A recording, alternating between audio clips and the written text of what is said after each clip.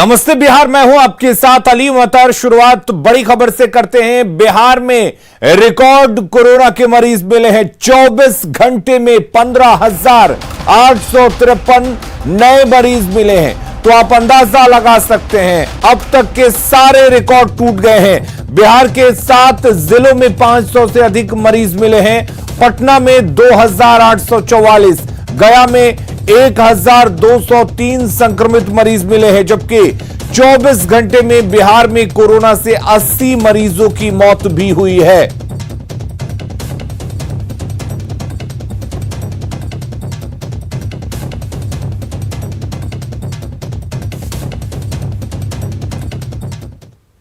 और बिहार में मिले 5 दिनों के संक्रमितों की संख्या की बात करें तो 26 अप्रैल को 11,801 केस सामने आए थे, यानी कि 11,801 था 26 अप्रैल को यह आंकड़ा, जो बढ़कर 27 अप्रैल को 12,604 तक पहुंच जाता है। 28 अप्रैल को जबरदस्त उछाल देखने को मिलता है। 13,374 केस सामने आते हैं। 29 अप्रैल को भी 13,000 से ऊपर केस सामने आते हैं, जबकि 30 अप्रैल को पिछले सारे रिकॉर्ड टूट जाते हैं। यानी अब तक सबसे ज्यादा मामला सामने आया है 30 अप्रैल को 15,853 केस सामने आए हैं।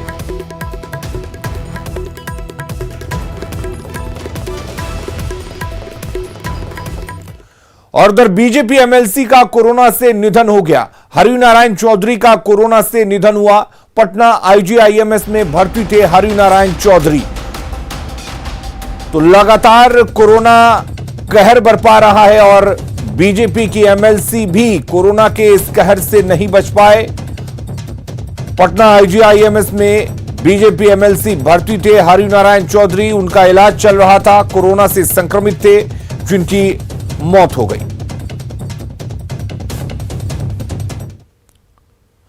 तो एक तरफ बिहार में कोरोना तेजी से अपना दायरा बढ़ा रहा है, लोगों को बीमार कर रहा है, वहीं दूसरी तरफ लोग लापरवाही और नियम तोड़ने पर आमादा हैं। मोतिहारी के ढाका शहर के गांधी चौक पर डांसरों के डांस पर लोग झूमते नजर आए। इस दौरान ना लोगों ने मास्क लगाया, ना ही सोशल डिस्टेंसिंग का ख्याल रखा गया।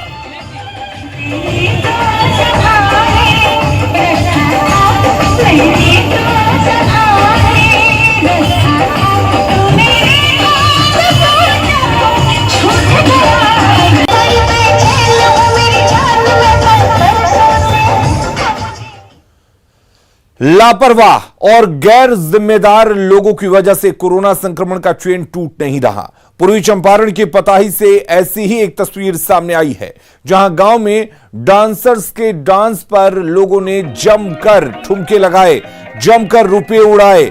इस दौरान ना तो किसी के चेहरे पर मास्क दिखा और ना ही किसी ने 2 गज की दूरी का ख्याल रखा।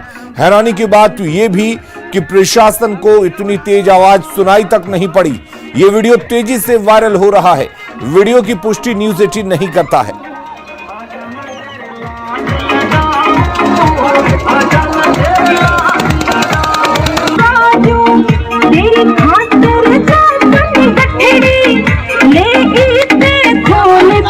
पूर्वी चंपारण से ही ऐसी 2 तस्वीरें सामने आई हैं। ऐसे में अब सवाल है कि क्या ऐसी लापरवाही से कोरोना पर लगाम लगा पाएंगे? आप जिस तरह की लापरवाही कर रहे हैं, क्या ऐसे लगेगा कोरोना पर लगाम? अपनी नहीं अगर आप सोच रहे हैं तो किसी और के बारे में सोच लीजिए, अपने घर वालों के बारे में सोच लीजिए। ऐसे लोग कब समझेंगे कि जान जरूरी है, जश्न नहीं।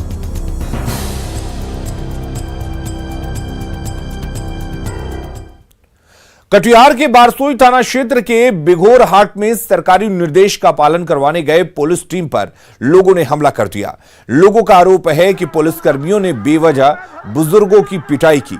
इसी पर आक्रोशित लोगों ने पुलिस को दौड़ा दिया। बताया जा रहा है कि गुस्साए लोगों ने पथराव भी किया। किसी तरह पुलिसकर्मी वहां से जान बचाकर भागे।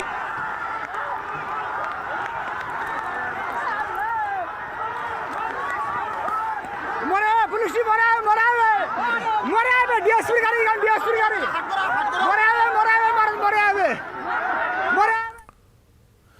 नालंदा में स्वास्थ्य व्यवस्था की पोल खोलने वाला एक वीडियो वायरल हो रहा है। न्यूज 18 इस वायरल वीडियो की पुष्टि नहीं करता है। परवलपुर के सिनावा गांव का यह वीडियो बताया जा रहा है, जिसमें कोरोना से एक मरीज की मौत हो गई। उसके बाद शव को ले जाने के लिए परिजन पीपीई किट के लिए करीब 14 घंटे तक का इंतजार करते रहे, लेकिन उन्हें किट नहीं मिला। उसके बाद प्लास्टिक में शव को लपेट कर ले जाया गया। अंतिम संस्कार भी प्लास्टिक पहनकर ही किया गया। यह भी बताया जा रहा है कि ऑक्सीजन की कमी के चलते मरीज की मौत हो गई। सत्य है, सत्य है, सत्य है, सत्य है, सत्य है, सत्य है, सत्य है, सत्य है, सत्य है।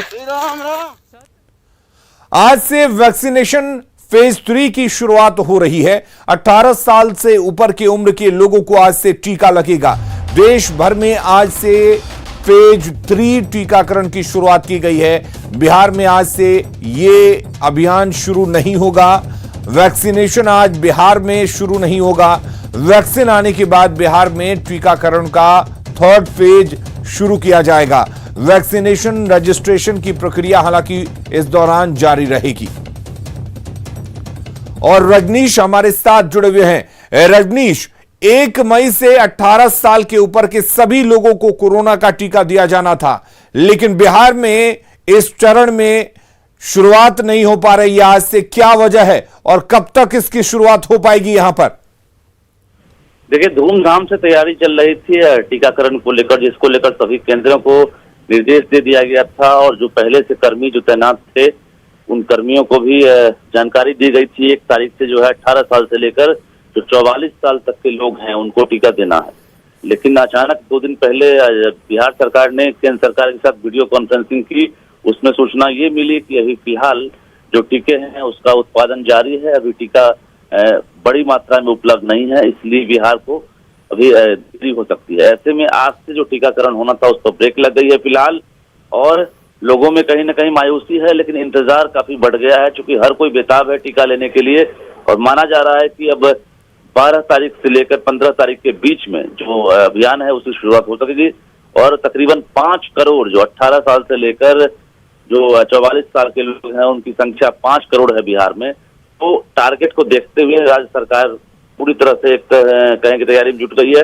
2700 केंद्र हैं बिहार में। रजनीश, क्या माना जाए, क्या जल्दी में इसकी घोषणा की गई? क्या वजह है आखिर, क्यों जब इसकी घोषणा कर दी गई, रजिस्ट्रेशन की बात कर दी गई, कोरोना का संक्रमण तेजी से फैल रहा है, बावजूद इसके अभी तक यहां पर टीका की खेप जो है वो नहीं पहुंची है? देखिए, सीरम जो इंस्टीट्यूट है, सीरम से बात करनी चाहिए थी पहले, केंद्र सरकार हो या फिर राज्य सरकार हो। सीरम से किस तरह से बातचीत हुई, थोड़ी जल्दबाजी जरूर हुई है, क्योंकि जब टीके का उत्पादन ही जो आबादी है उसके मुताबिक नहीं हो सकी थी, उसके बाद भी अचानक सरकार ने घोषणा कर दी और राज्यों को तैयार रहने का आदेश जारी कर दिया। तो तैयार रहने के बाद जो लोग हैं वो रजिस्ट्रेशन कराने लगे। कोविन पोर्टल पर रजिस्ट्रेशन की शुरुआत हो गई थी। सभी जो युवा है खासकर उनमें बेचैनी हो गई कि भाई जितनी जल्दी टीका हो जाए। उसके बाद लोगों ने अब रजिस्ट्रेशन के लिए भी मतलब कहीं ना कहीं 3 दिन पहले से ही बेचैनी उनमें बढ़ गई थी। और अब ये स्थिति हो गई है कि अब लोग अब सवाल जवाब कर रहे हैं कि मुझे तब टीका कब मिलेगा, क्योंकि कोरोना संक्रमण तेजी से फैल रहा है और टीके को कारगर बताया गया है। तो ऐसे में अब ये है कि मुझे टीका लगे, तो ये नौबत आ गई है, लेकिन टीका अभी उपलब्ध नहीं है, तो कहीं ना कहीं इंतजार बढ़ गया है। जी अलीम। चलिए रजनीश, बहुत बहुत शुक्रिया आपका तमाम जानकारी देने के लिए। तो घोषणा कर दी गई लेकिन टीका मुहैया नहीं कराया गया है और अब 10 से 12 दिनों की देरी हो सकती है, ऐसा अनुमान लगाया जा रहा है। पूरे देश में आज से फेज 3 के टीकाकरण की शुरुआत होनी थी, लेकिन बिहार को टीका ही नहीं मिला है, जिसकी वजह से फेज 3 की शुरुआत आज से बिहार में नहीं होगी और 18 साल के ऊपर की उम्र के लोगों को अब भी इंतजार करना पड़ेगा। औरंगाबाद में कोरोना मरीजों की संख्या तेजी से बढ़ रही है, लेकिन जिस तरीके से संख्या बढ़ रही है उस तरीके से स्वास्थ्य विभाग की व्यवस्था कम पड़ रही है। लोगों का आरोप है कि सदर अस्पताल में मरीजों का समुचित इलाज नहीं हो पा रहा है। हालांकि जिला अधिकारी व्यवस्था ठीक करने की बात कह रहे हैं, साथ ही लोगों से सतर्क और सुरक्षित रहने की भी बात कह रहे हैं। फिर भी हम लोगों से अनुरोध करेंगे कि आप सोशल डिस्टेंसिंग का पालन करें और जो पॉजिटिव जो हो रहे हैं वो अपना टेस्ट कराएं और उनके परिवार वालों को टेस्ट कराएं और जितना जल्दी आप इस बीमारी को पकड़ लेंगे, ज़्यादा से ज़्यादा टेस्ट करा के उतना जल्दी आप लोग खुद सतर्क हो जाएंगे। तो यही अनुरोध रहेगा कि अपनी टेस्टिंग और वैक्सीन दोनों हो जाए। बिहार सरकार के मंत्री मुकेश सहनी ने सराहनीय पहल की है। पटना के अस्पतालों में भर्ती कोरोना मरीजों और उनके परिजनों के लिए भोजन का प्रबंध किया है। शाकाहारी और मांसाहारी दोनों तरह के भोजन की व्यवस्था की गई है। मुकेश सहनी ने बताया कि जब तक ऐसे हालात रहेंगे उनकी ओर से यह सेवा जारी रहेगी। खास करके उनके पेशेंट के लिए और उनके परिजनों के लिए खाना हम लोग उपलब्ध करा रहे हैं। कितने लोगों के लिए आप प्रतिदिन व्यवस्था करते हैं भोजन की? हजारों लोगों का जितना रोज आवश्यकता गिर जाए। फर्स्ट डे तो 1500 के ऊपर गया था, उसके बाद कुछ अभी 1000 के आसपास लोगों को हम लोग खाना रोज सुबह शाम मिला के पहुंचा रहे हैं। सवाल ये है कि कितने दिनों तक खिलाएंगे? जब तक ये स्थिति इस तरीके से रहेगा तब तक हम पूरा निरंतर ये सेवा जारी रहेगा। ये आज हमारा कर्तव्य है कि हमारा धर्म है लोगों को सेवा करना, और उसके तहत पार्टी के पदाधिकारी और अलग अलग जिला से साथी आए हैं, सब मिलके खाना बना रहे हैं और लोगों तक पहुंचा रहे हैं। ये जब तक रहेगा तब तक हम लोग करते रहेंगे। बिहार सरकार के मंत्री मुकेश सहनी ने एक पहल की है कोरोना पीड़ितों के लिए। सारे जो हॉस्पिटल्स हैं वहां पर भोजन जो है वो भेजने की व्यवस्था की जा रही है। और देखिए तस्वीरों में ये जो भोजन पैकेट है वो तैयार किए जा रहे हैं। मछली भात भी है और शाकाहारी भोजन भी है। पटना के जितने भी सरकारी हॉस्पिटल्स हैं वहां पर इस तरह का भोजन जो है वो भेजा जा रहा है। और तस्वीरों में देखिए किस तरीके से यहाँ पर पैकिंग की जा रही है। जो मुकेश सहनी के लोग हैं वो भी पैक करते हैं और मुकेश सहनी भी जो पैकिंग है वो अपने स्तर पर वो करते हैं। और पिछले कई दिनों से ये उनकी पहल चल रही है। तो कोरोना का ये लहर चलेगा, उनकी ओर से ये प्रयास जारी रहेगा। उन्होंने कहा कि सरकार ने जो भी फैसला लिया है, नाइट कर्फ्यू या फिर दुकानों को बंद करने का, बहुत सोच समझ कर लिया गया फैसला है। कैमरा पर्सन मनीष जुनेजा के साथ संजय कुमार, न्यूज 18 पटना। राजधानी पटना में ऑक्सीजन प्रोडक्शन यूनिट्स में लगातार 24 घंटे काम चल रहा है। इन यूनिट्स में काम करने वाले मजदूर 12-12 घंटे की शिफ्ट में बिना थके काम कर रहे हैं। ये मजदूर पहले 3 शिफ्ट में 24 घंटे का काम पूरा करते थे, लेकिन जब से ऑक्सीजन की किल्लत हुई है ये मजदूर 12-12 घंटे की शिफ्ट कर रहे हैं। यहां तक कि इन्हें बामुश्किल खाना खाने का वक्त मिल पाता है। ये हर दिन का काम है। सेवा भावना से काम करते हुए इन मजदूरों ने लोगों को ऑक्सीजन संकट से काफी हद तक उबारा है। खाना पीना भूलकर ये मजदूर केवल काम करते रहे हैं। आराम नहीं कर पाते हैं। कितना देर काम करते हैं लगातार? 12 घंटा। 12 घंटा? हाँ। खाना वाला कैसे खाते हैं? खाना 20 मिनट में खा के चलाते हैं। हाँ, बारी बारी से। थकते नहीं है? हटते नहीं है। कितना ऑक्सीजन आप लोग पर डे अभी उत्पादन कर रहे हैं? 900 सिलेंडर। 900। हाँ, 12 घंटा में 900। लोगों को सेवा करने से तो तसल्ली मिलता ही है। जनहित का काम है, जनहित के काम में सबका ठीक है।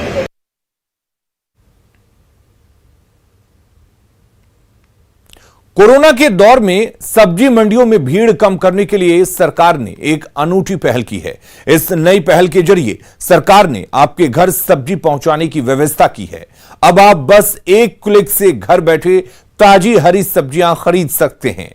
क्या है सरकार की ये तरकारीमार्ट.com, देखिए इस रिपोर्ट में।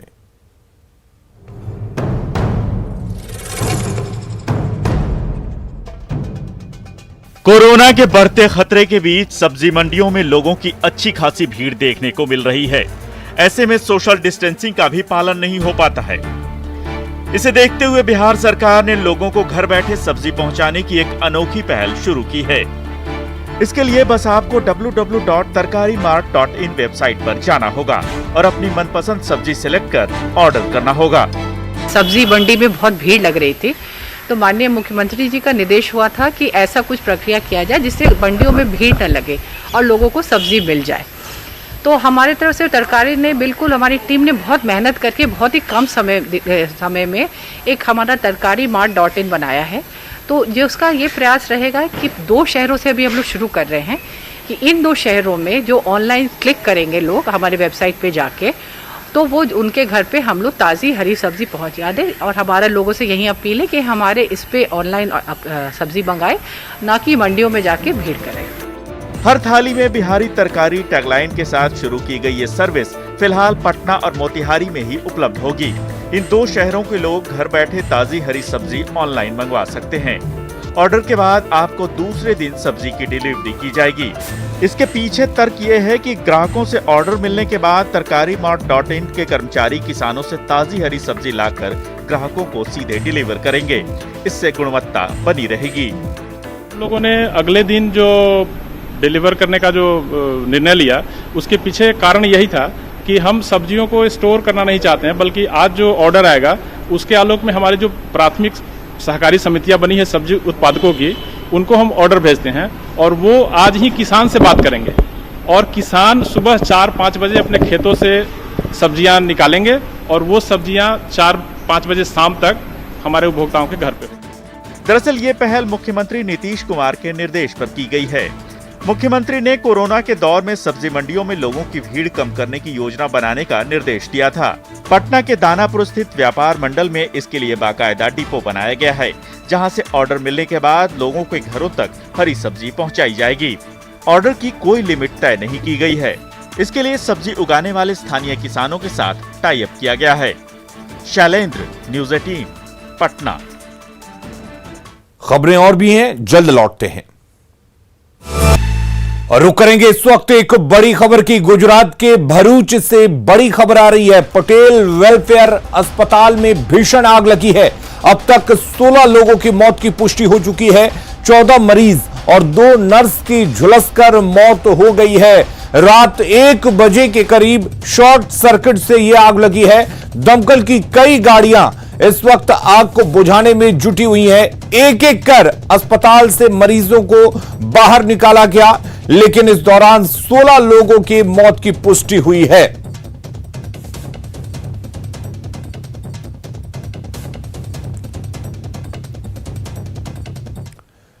अगली खबर का रुख करते हैं। बिहार कैबिनेट की बैठक में 11 बड़े फैसले लिए गए हैं। बैठक में कोरोना पर विशेष रूप से बातचीत हुई, जिसके बाद सरकार ने फैसला लिया है कि कोरोना संक्रमित सरकारी कर्मियों की मौत पर विशेष पारिवारिक पेंशन मिलेगा।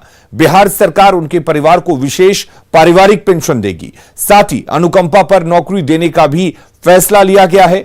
सरकार के इस फैसले से कोविड रोकथाम अभियान में लगे कर्मियों के परिवार को थोड़ी राहत मिलेगी। बता दें कि इससे पहले सिर्फ स्वास्थ्य कर्मियों को विशेष पारिवारिक पेंशन मिलता था। बिहार में कोरोना के मरीज भले ही बढ़ रहे हैं, लेकिन इलाज के बाद कई मरीज ठीक भी हो रहे हैं। पटना के एक बुजुर्ग दंपति ऐसे ही हैं, जिन्होंने हौसले से कोरोना को मात दी है।